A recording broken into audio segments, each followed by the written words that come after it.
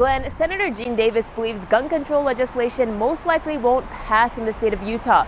But he says the purpose of the proposed bill is to make sure schools are prepared in the case of an emergency. Look at the terrible thing that this does inside of it, especially a youth's body when these bullets hit. It's how do you respond to that? Utah State Senator Gene Davis says guns like AR-15s often used in school shootings inflict severe damage on human bodies, and says when shot, many people bleed to death.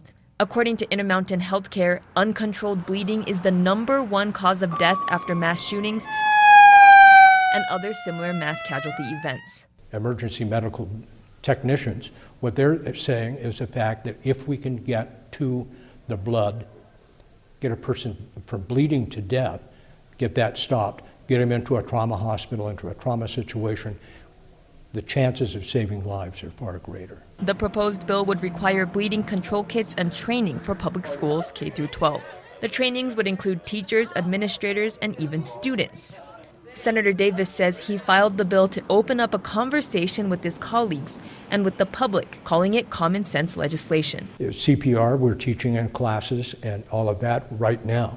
This just teaches if there's a bleed, how to treat it. Senator Todd Weiler says he isn't necessarily opposed to a bill like this one. I think in concept, anything that would be designed to save lives in the state of disarray that we're in, I would not be opposed to that. But would need to learn details like the cost before making a decision. We have hundreds and hundreds of schools in Utah.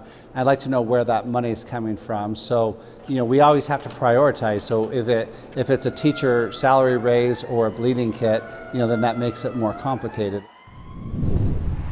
The kits would include things like gauze, compression bandages, and sanitization supplies. Senator Davis says details of the bill will be worked out in the coming weeks. Live in Salt Lake City, Lena Takata, ABC4.